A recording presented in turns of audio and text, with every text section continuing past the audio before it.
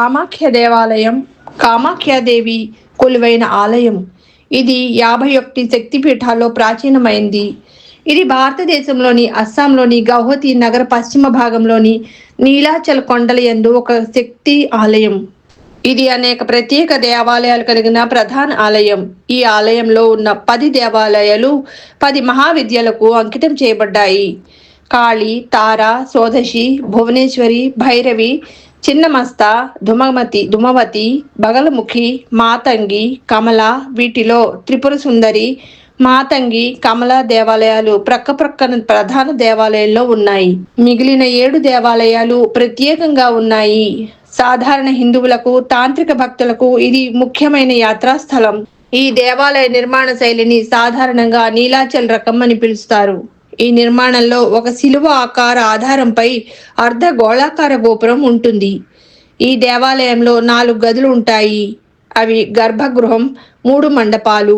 ఈ మండపాలను స్థానికంగా తూర్పు నుండి పశ్చిమానికి వరుసగా కలంట, పంచరత్న, నతమందిర అని పిలుస్తారు. ప్రస్తుత దేవాలయ రూపం 1565లో కోచ్ రాజవంశానికి చెందిన చిలరాయ్ చే మధ్యయుగ దేవాలయాల తరహాలో నిర్మించబడింది. అంతకు ముందు గల నిర్మాణము కాలాపహార్ అనే అజ్ఞాత వ్యక్తిచే నాశనం చేయబడింది. ప్రస్తుత నిర్మాణం తేనె పట్టు లాంటి శిఖరంతో అద్భుతమైన శిల్ప శ్రేణులు, వెలుపల వైపు వినాయకుడు, హిందూ దేవుళ్ళు, దేవతల చిత్రాలను కలిగి ఉంది. ఈ దేవాలయాలు 3 పెద్ద మండపాలను కలిగి ఉన్నాయి. పశ్చిమ మండపం చాలా పెద్దది, దీర్ఘ చతురస్రాకారంలో ఉంటుంది. సాధారణ యాత్రికులు తమ పూజ కొరకు దీనిని ఉపయోగించరు. మధ్య మండపం చతురస్రాకారంలో ఉండి తరువాతి కాలంలో ప్రతిష్ఠించబడిన అమ్మవారి చిన్న ప్రతిమను కలిగి ఉంది. ఈ మండప గోడలపై నారాయణుని చిత్రములు, దానికి సంబంధిత గాథలు, ఇతర దేవుళ్ళ చిత్రాలు చెక్కబడి ఉన్నాయి. మధ్య మండపము గుహ రూపంలో ఉన్న దేవాలయం యొక్క పవిత్ర స్థలమునకు దారి తీస్తుంది. అక్కడ ఏ విధమైన రూపము ఉండదు, కానీ సహజంగా భూగర్భంలో ఏర్పడిన నీటి బుగ్గలో నీరు యోని ఆకారం గల గండశిల పగుల్లోంచి ప్రవహిస్తూ ఉంటుంది. ప్రతి వేసవిలో అంబువాసి పండుగ సందర్భంగా కామాఖ్య దేవత యొక్క రజస్వలోత్సవాలు నిర్వహించబడతాయి. ఈ సమయంలో గర్భగుడి నుండి ప్రవహించే నీరు ఎర్రగా ఐరన్ ఆక్సైడ్ వలె ఋతుస్రావం వలె కనపడుతుంది. ఇది పురాతన కాశీ బలి ఇచ్చే స్థలం వలె ఉండేది. ఇక్కడ పూజలు ఇంకా బలులను కూడా కలిగి ఉన్నాయి. ఉపాసకులు ప్రతి ఉదయము అమ్మవారికి అర్పించడానికి మేకలను వెంట పెట్టుకుని వస్తారు. ప్రాచీన సాంస్కృతిక సాహిత్యానికి చెందిన కాళికా పురాణం కామాఖ్యదేవిని కోరికలను తీర్చేదానిగా, శివుని చిన్న భార్యగా, ముక్తిని ప్రసాదించేదానిగా వర్ణించింది. శక్తియే కామాఖ్యగా పిలువపడుతోంది. ఒక పురాణం ప్రకారం కోచ్ బీహార్ రాజకుటుంబాన్ని దేవి తనకు తాని ఆలయంలో పూజలు చేయకుండా నిషేధించింది. ఈ శాప భయంతో ఈ వంశస్థులు ఈ రోజుకి కూడా ఆ దారి వెంట వెళుతూ ఉన్నప్పుడైనా కనీసం కామాఖ్య పర్వతాన్ని కూడా చూడడానికి ధైర్యం చేయరు. కోచ్ రాజకుటుంబం మద్దతు లేకపోవడంతో ఆలయం చాలా కష్టాలు ఎదుర్కొంది. 1658 చివరి నాటికి అహోంలు జయధ్వజ సింహరాజు నేతృత్వంలో అస్సాం క్రింది భాగాన్ని జయించారు. ఆలయంపై వారికి అభిరుచి పెరిగింది. దశాబ్దాల పాటు అహోం రాజులు శైవితి లేదా శాక్తల ఉపాసకులుగా ఉంటూ ఆలయ నూతన నిర్మాణములు చేసి ఆలయానికి మద్దతును కొనసాగించారు. రుద్రసింహుడు 1696 నుండి 1714 వరకు ఒక హిందూ మత ఉపాసకుడు. అతను ముసలివాడైన తర్వాత ఆచారం ప్రకారం హిందూ మతాన్ని స్వీకరించి సనాతన హిందువుగా మారి గురువును ఆశ్రయించాడు. అతను రాజుకు మంత్రాలను నేర్పి రాజుకు ఆధ్యాత్మిక మార్గదర్శి అయ్యాడు.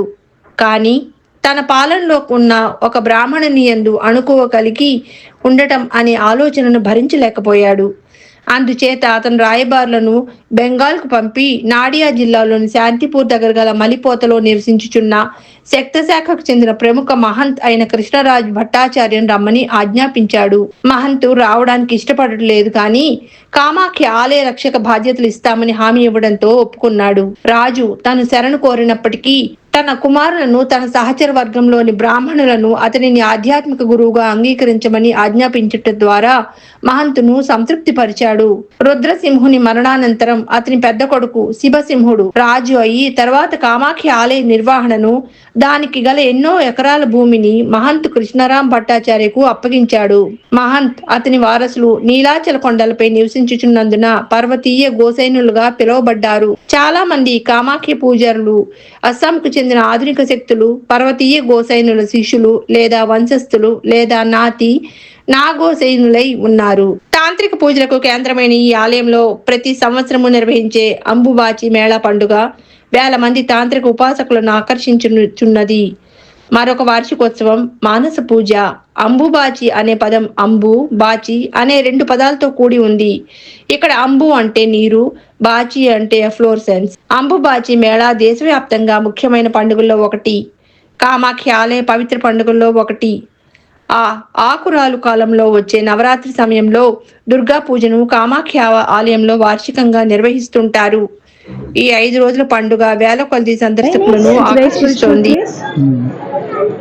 This is my second time coming to Kamakhya Devi temple, and you can definitely feel the energy of Ma here. It's lovely being here. This is one of the Shakti Peeths where Ma's yoni, vagina, fell, and this is where she accepts her femininity. I believe that this mandir represents the woman completely. I'm just doing my parikrama. You came with family? I've come with 2 friends who are somewhere there. It's really different from everything else we have seen around the world. Inside now, but we are going like in an hour. Nice. We had a very close darshan. We had a Baglamukhi puja from here. We came here for my son. He is not speaking, and we wanted to get Baglamukhi puja done, and that was a Mannat Kamna. And the Panditjis was performed the puja rituals very nicely. And we have come from Hyderabad. We have heard a lot about this temple, and we wanted to have this puja for my son, and it really went well. So I'm so blessed for coming here, and my all prayers and rituals this is very kind of sanity and auspicious place. This has been mentioned in Mahabharata. If you remember Barbarik, so Krishna Bhagwan has sent Barbarik for here to do some sadhana. Barbarik is the guy, he was the person who later become Khatu Shyamji, so that he was named as a Khatu Shyamji, and he was given three arrow. So with after the seva he did to his guru, the guru has given 3 arrow to Barbarik.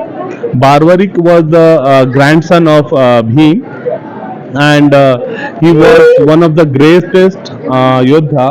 So the Ashirwad he had for the 3 arrow, that with 1 arrow he can aim to all the target that he want to meet, and with 2nd arrow he can destroy the targets. So, and 3rd arrow was not needed at all. So it was since then this temple is regarded for sadhana kamna. If you have a very special wish, you can come here, do the sadhana. You can learn lot of tantric vidya also, siddhi kamna. So this is the temple where lot of priests, if you see around the shrine, will be doing some mantra ucharan, mantra jap, trying to learn some sadhana, some siddhi. So this is very kind of the auspicious and sacred temple in Hindu mythology. So they say there are 51. Actually, there are 51 Shakti Peeth.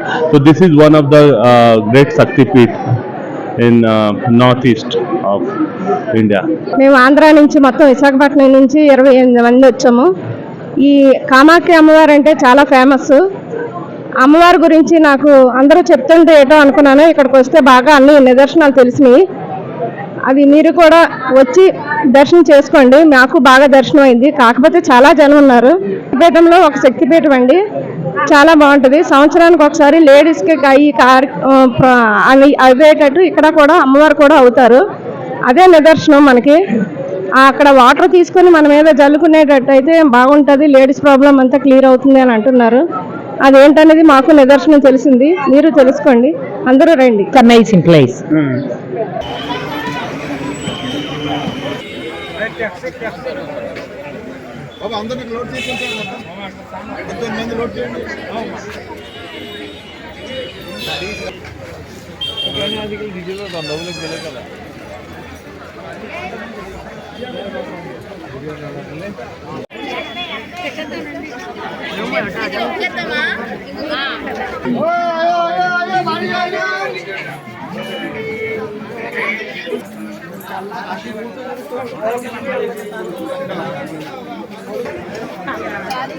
అన్ని YouTube చేయండి sir.